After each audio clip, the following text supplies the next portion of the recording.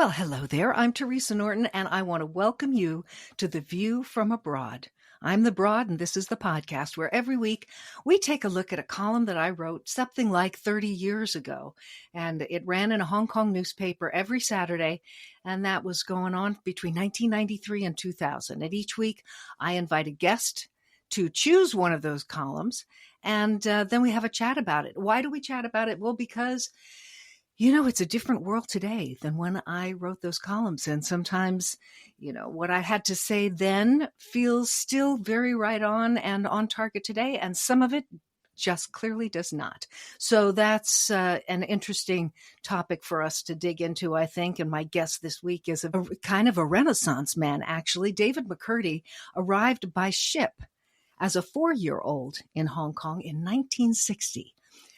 He was a 5-time motocross champion, a Formula One mechanic for McLaren, a professional drummer, a poet, and he currently fixes antique cars for a living. So you are going to want to stick around for this conversation. But first, let's have a look at that column that David chose, which you might have read in Hong Kong's South China Morning Post on a Saturday morning about 3 decades ago. Reading by the book. I don't know.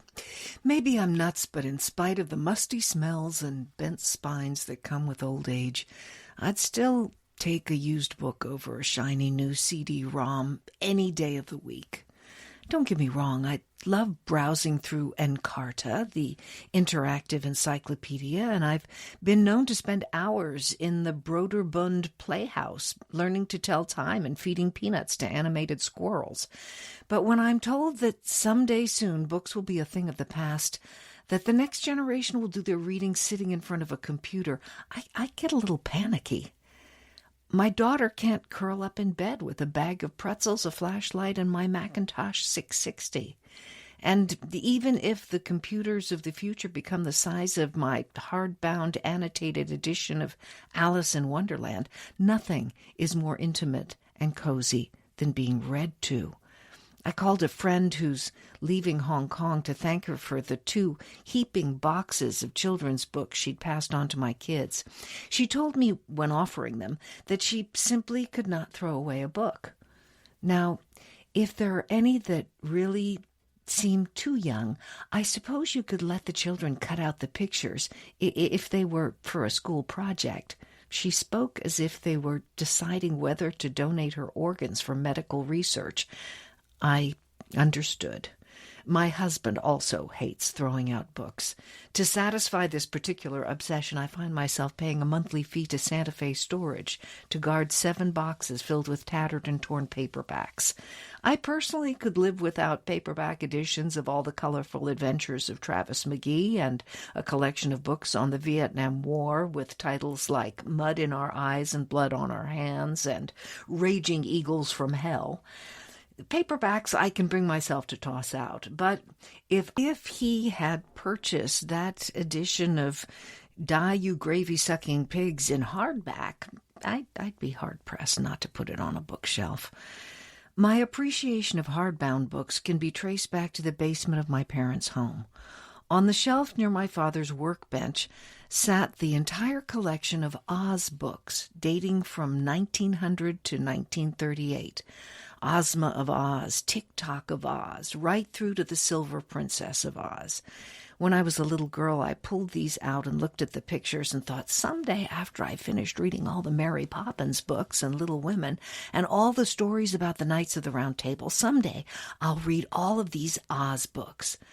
But I never got around to reading them, and then one day, as an adult, and motivated more by greed than sentiment, I asked my parents if I could have all those books, now highly coveted and valuable, hardbound copies of L. Frank Baum's stories about the adventures of a little girl from Kansas. Oh, honey, we just last week gave them to the Salvation Army. They were just sitting in the basement gathering dust. I suddenly felt as if someone were holding sparklers under my armpits. My stomach tightened and I felt an emptiness in my chest. They were gone, and it wasn't what they were worth that mattered now. It was that I couldn't read them even if I wanted to, and I hadn't read them when I could. Some lucky bastard supporting a charitable organization was lovingly placing my Dorothy on his bookshelf. So now I really try to appreciate everything associated with good books.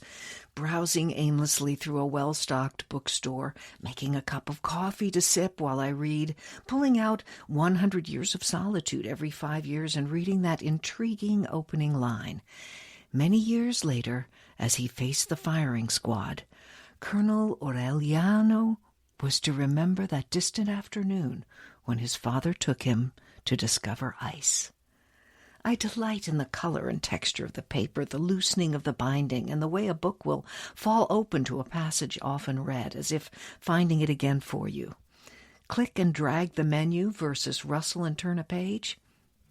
For my money, it's no contest. Hello, David McKirdy. Hello, how are you, Teresa? Lovely to see you again. We've been friends for 35 years, actually, and I think I probably read that column that you're about to feature. Probably so, and I was just racking my brain to think, what brought us together? Was it music? I'm thinking it's music because you were in a band with Joe, right? I wasn't in a band with Joe. I was in a sort of competing band against Joe, let's say, but we were great friends. So we all played the same clubs and we got to know each other. And there was a bit of a gunslinger attitude amongst the bands, but we were actually all friends. So that was a very nice time of life. Yeah, I'm just thinking you couldn't have been in the same band because you were both drummers. We were both drummers. Although we were in the same band one time, we did a gig at the China Fleet Club. Our band was called Red X, and we did a gig called Red X and Friends, and Joe was on percussion and I was on drum set. Let's go back to that column and look at some of the things that felt very dated.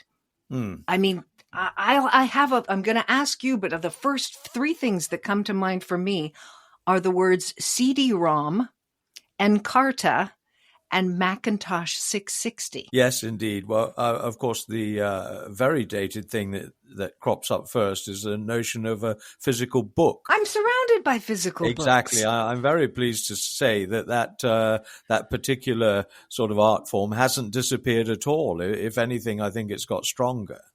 Yeah. Do you own a Kindle? No. I don't even know what one is. Well, I do know what one is, but I don't know what one is in terms of operating it, because I love books. I couldn't read. Of course, one reads things on the computer, but to get into a book, I think you need the physical book there for me. Well, in this early stage of internet connection and computers, I was saying, even if they get it down to the size of and in fact, they did get it down to the size of and I did not get a Kindle until my brother took me on a cruise. And as we were walking around looking at things, he'd have this little teeny thing stuck in his pocket with his book on it. And I was carrying around something that weighed, 4 pounds. And that was what tipped me over the edge. But I'm with you. I'm still I like turning a page. And on the topic of turning pages, I mean, another element of how we met was through this poetry, which I was absolutely flabbergasted the first time I heard you read your poetry, David. It is magnificently beautiful stuff. Well, you're very kind to say so. Yeah. I mean, it's a lot of fun. It's something I got into rather late in life, and I've thoroughly enjoyed it, and the friendships I've made and some of the experiences I've had through literature. And as you probably recall, I was a board member of the Hong Kong International Literary Festival. So some of the access that I had to very fine writers and lovely people through that is something that I hold in my memory very warmly. That is an evergreen element of that column. And that is the idea that the stories, however you receive them. I mean, I do like listening to audiobooks because, as I said in that column, I love being read to. I read to my children when they were little. And I was read to as a child, and as an adult, I enjoy that. Yeah, I think the sound of a voice is something very special. So, of course, that's the original literature, which you'd have wandering bards who would come and perform in front of people, and it was all oral tradition, and most people didn't read until just a couple of hundred years ago. It was only the elite or people who were perhaps the religious leaders and things like that who could read. And in fact, I believe in many parts of Europe, it was illegal to learn how to speak Latin because that was the purview of the religious orders, and they didn't want the hoi polloi to be able to understand what the liturgy said because they were keeping it was a mode of control, really. Yeah. So I find that's very interesting. Actually, on the topic of reading, I one year we were very privileged to have Seamus Heaney, the Nobel laureate from Ireland, come and join our festival. And wow. For me, it was very memorable indeed. And I'd read a lot of his stuff beforehand. I hadn't read his stuff prior to him coming, but because he was coming a couple of weeks beforehand, I bought a book or two and I leafed through it. And it didn't really speak to me, to be honest. It was not my experience that he was talking about. And then when I heard him read at the school session, there was we were privileged. I, as one of the local poets, read with him at the same session. And to hear him read his work, it just put a completely different slant on it. And then when I went back and read it on the page, I really got it. But it was only through having heard his voice and him declaiming his own work that I was able to sort of apprehend what it was about. Wow, that's beautiful. I don't know if you ever read any of the books by Frank Delaney. He wrote a lot about Ireland, and he also had a podcast in which he unpacked James Joyce's Ulysses. Yes. Line by line. And he was a scholar in this and really brought it to life in a way that many people can't even, I don't think I could get through the whole thing without him. But sadly, he passed away before we got to the end of the book. I still, if I can't sleep, I put that on just so that I can hear his voice reading it to me. Yeah. And explaining funny thing is, Ulysses is a book I've never really been able to come to terms with. I've read it. I've attempted to read it a few times, and I've not yet got to the end of it. Most people get to chapter number 3, and yes. That's as far as they can get. Frank Delaney is his name, and his podcast is called Rejoice, Rejoyce. You know, behind that's almost me as good a word pun as View from Abroad. Well, listen, behind me, I've got a lot of beautiful books from the Folio Society. Yes. And I've got the works of the Brothers Grimm. And I didn't know this, but they actually went from village to village to village to village in Germany. And they gathered all of those stories because they were oral tradition, those fairy tales. No, that's fantastic stuff. I mean, I don't know whether young people today get the privilege of listening to stories by the Brothers Grimm, by Enid Blyton, some of the things. I mean, as a Western educated kid, although I grew up in Hong Kong, we had the British system in our school, and we all grew up reading these stories of the famous five and, which were all Enid Blyton stuff. And there's one which was really, really, which I thoroughly enjoyed as a child, which is Tales from the Enchanted Wood. And there was this, the Faraway Tree, which was this fabulous tree in the middle of the woods, which if you went up to the top, there was this a land at the top of the tree, and it used to rotate out of, after a short period of time, and you could get stuck up there. And there was all sorts of strange things where the land would be where people would be living on their head, and then somewhere else, that would go, and then you'd come up again and everybody would talk like a horse. And there was all these really, oh my goodness, it sounds like a sort things. of psychedelic combination of Jack and the Beanstalk and Gulliver's Travels or something. That's right, whilst taking LSD. Yeah. Having a little flashback. But I don't know whether they teach children these kind of things anymore, these nursery rhymes and things like that we grew up with. Yeah. I had a conversation on one of these podcasts with a fellow whose mother's a child psychologist, and she firmly believes that we are overprotecting children by not reading them fairy tales because they're too gory or they're too scary. One of the things I wanted to talk about with that column was that whole idea of those Wizard of Oz books. Yes. I went in Hong Kong to a book sellers, sort of an antique book sellers in Central. And I went up and I said to the guy, just out of curiosity, I mean, what would you get for, let's say, a first edition full volume set of the Wizard of Oz books? He said, about £500,000. Wow. Yeah. I almost choked on my tongue. Well, I told my brother said, don't tell the parents. Yes. They were already wearing hair shirts for, but one of the funny things about that is in the final analysis, it wasn't the money. It was that I hadn't really read them. And I think that can happen. I mean, it's happened with some of these books that I've got behind me here. They're beautiful, but I haven't had the time to sit down and consume them all. I keep thinking, well, when I retire or when I get old, but like so many things, I guess we should carpe diem and seize the spine. Well, the Japanese even have a name for the collecting of books that you'll never read, just to have. I don't know what the name is, but if you look it up on the internet, which is one of the useful things of the internet, it's a thing and it's recognized even as a name.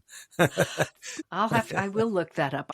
Now, listen, I think what we're going to do now is we're going to take a little bit of a break here and talk about some of the things that you're doing that might be interesting for our listeners to hear. Mm-hmm. And then when we come back, I want to hear from you. What was the word or idea that prompted a true story from your own past?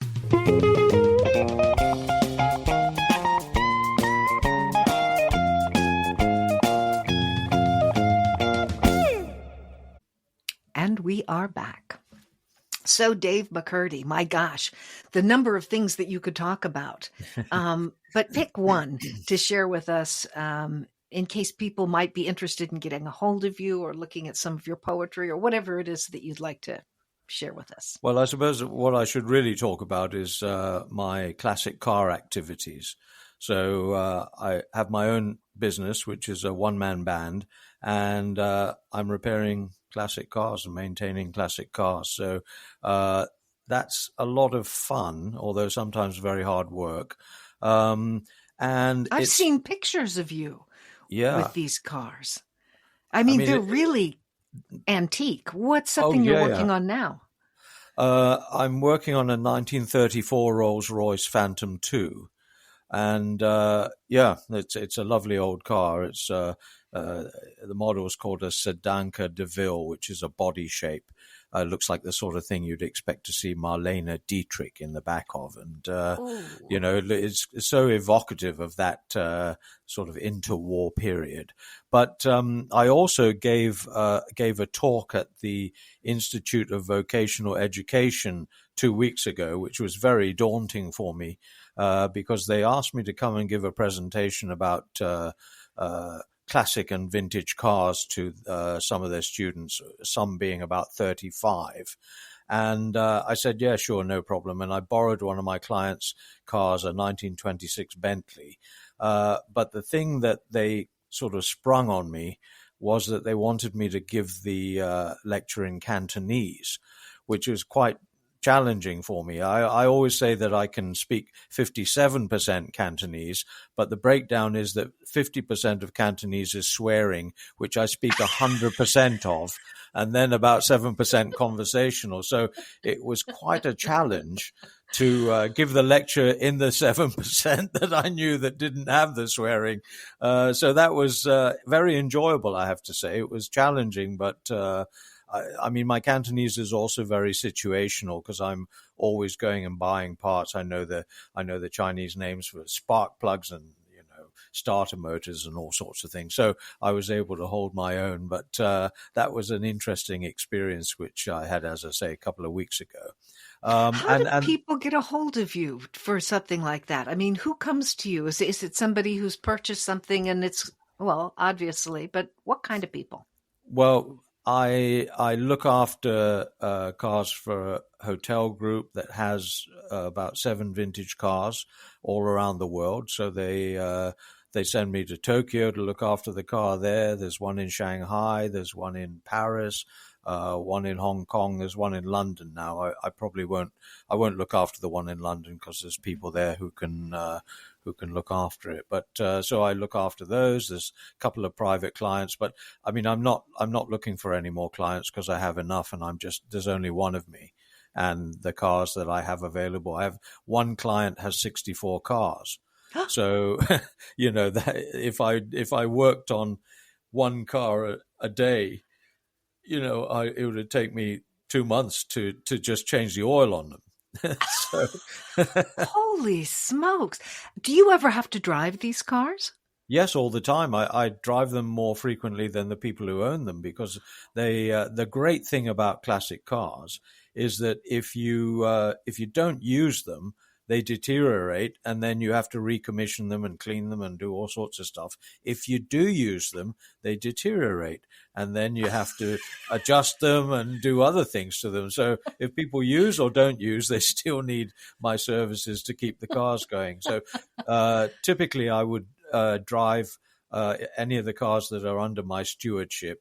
I would drive them all once a month at least, and that keeps them going pretty well, and then not having to charge batteries and clean stale fuel out of carburetors and things like that. If you keep them going, does it make you like a nervous wreck to drive those cars? No, I guess not at this stage, right? I mean, I'm always very aware that it's not my car, and I'm always very aware that it's my responsibility if there's an accident, whether it's my fault or not. Because if you're driving something that's very valuable. So I'm always very prudent, and touch wood, I haven't had an accident yet. But, you see taxis with, 12 mobile phones on the dashboard, and you wonder whether they're paying full attention. If someone runs into you because they weren't paying attention and you're in a car that's worth, goodness knows what and very valuable, then I feel might not be my fault, but it's certainly my responsibility. So I'm always conscious of that. Wow. Holy moly. I know that there are so many people that are listening to this, car people. I would have said car guys, but that would have been a very sexist thing for me to say. It certainly would, yeah. So I will say car humans, and I bet you they are just going out of their minds. I have never owned a new car. But by vintage, what I mean is probably something that it's 20 years old or 15 years old. Well, I've never had a new car either, so we share the same experience there. I used to have a Morris Minor, which was my daily driver. I don't know if you're familiar with that car, but it's a British car from the 50s and 60s. And I had to get rid of it because it was bad for business. And I would use it as my daily driver. I'd go to Mongkok to buy parts or something. I'd park it in the street. So I'd pop out for a 20-minute errand, and I'd go and buy the parts, and I'd come back, and there'd be 7 people standing around the car, 2 with tears in their eyes. And because these cars had been the staple of the learner driver schools in Hong Kong, because they were a cheap car like a Volkswagen, or else it had been the first car that any up-and-coming family would buy because it was affordable. And so it had this fabulous nostalgic sort of effect on people. So I'd come back and I'd have my 7 new best friends, and then we'd disappear off to a tea shop for some pineapple buns and a cup of tea, and I'd get back to my office about 5 hours later, having not done any work at all. So sadly, it had to go. But I have a tear in my eye now remembering that car, because it was really a lovely thing to have, and it evoked such fond memories. And for me, that's the beauty of classic cars. It's not the fact that it's just an object of desire or something like that. It's all of the human stories attached to these things. I mean, I fixed a car that was the Prince Ali Khan, the Aga Khan's 21st birthday present. It's a 1932 Rolls Royce, and I've worked on that. And I've driven a car that was the Maharaja of Patiala's car, and I've driven that for thousands of miles. That's a 1912 Rolls Royce as well, and just had so many wonderful experiences. And you know, the heritage of not just our motoring heritage, but it's part of our social heritage as well, as that example of the Morris Minor. It's not a car that is expensive or exotic or anything, but it was one of those cars that just evoked a collective memory, and that was a lovely thing. Oh, that's great. Okay, well, let's get back. I want to hear now this true story that comes from the column.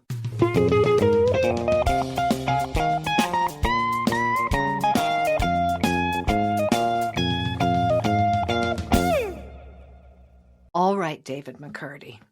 What word, idea, situation, location from that column unearthed a true story of your own?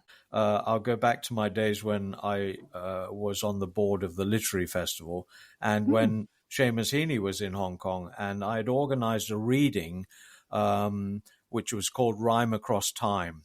And we had 3 overseas poets and 1 local poet, and we had a panel. I had some well-known or famous poems from poets that everybody knew. So I would set the theme, and then they would read their poem on that theme. So I didn't want anybody to give any introductions, because that can be tedious. The introduction was the poem, and I got our local poets, the ones who were good readers, I got each of them to read the poem on the theme. So that gives your local people a chance to be part of it, even though they're not a featured poet. So I teed everybody up, and we'd had various poets, Pablo Neruda on the theme of love. Seamus Heaney was in town, so we featured Seamus Heaney's poem on home and hearth and a few other things. Anyway, so I'd had everything lined up, and then on the day of the event, I received a phone call from the chap who was supposed to read the Seamus Heaney poem that he couldn't make it. And I thought, well, at this late time of day, I don't want to start calling in someone else, because it's not fair, they're not prepared. So I thought, well, I was the MC, but on this occasion, I will read that poem. And we were at the Fringe Club, which you know very well. We were upstairs in the theatre, and the house was full, and the lights were dimmed.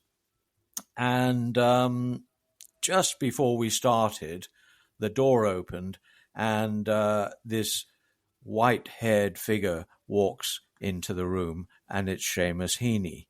So I had the sort of dubious distinction of reading Heaney to Heaney. So as you can imagine, my heart was in my mouth, and I read a poem called The Railway Children, which is a lovely poem, actually. And then afterwards, a few of us went on a pub crawl with Seamus Heaney. So that leap of faith, let's say, led to a very interesting experience. There was Krip Yuson, who's a poet from the Philippines, and Charlie Ferran, who you may remember. He was a Canadian writer. and a couple of other people came, and we went on this pub crawl, which we basically went to a noodle shop in Wan Chai. We stopped in a couple of girly bars. We went to Pinky's tattoo parlor for a voyeuristic gaze around the walls, although none of us ended up having a tattoo, and ended up in Lan Kwai Fong in the ice bar. I don't know if you remember when that bar was there. I've been to the ice bar. Yes, yeah, so yes. we ended up there drinking vodka, and then Seamus Heaney actually came to my birthday party, which always happened during the time of the festival, and he presented me with a copy of his then latest book, which was called District and Circle. And in the front page, he'd inscribed this couplet: "If you want a party, call McKirdy." So it's a small anecdote, and perhaps not the most exciting one you've had from your guests, but it's a memorable thing. Lovely. It's wonderful. The Live Poets Society. That's Exactly. Divine. Well, listen, David McKirdy, thank you so much for sharing some of the wonderful stories from a life. I was talking to somebody about you before we started this conversation together, describing the life that you were living. And he said, I just heard a podcast about what it is to live a rich psychological life. And it sounds like that's what this man has been living. And I think he's right. You're going to have to, I'll give you a link to that podcast so you can understand what it means. But it is about being curious, being adventurous, taking risks, learning new things. Yeah. My God, if that doesn't describe your life, David McKirdy, I don't know what does. Thank you for being with us. Well, thank you very much for inviting me, Teresa. It's lovely to chat to you again after such a long time. Hey, listen, folks, breathe all the time. Come up slowly. And whatever you're going through, whatever you're worried about is going to happen tomorrow, as my dear friend Geraldine used to say to me, hang in there, 'cause what if it's good?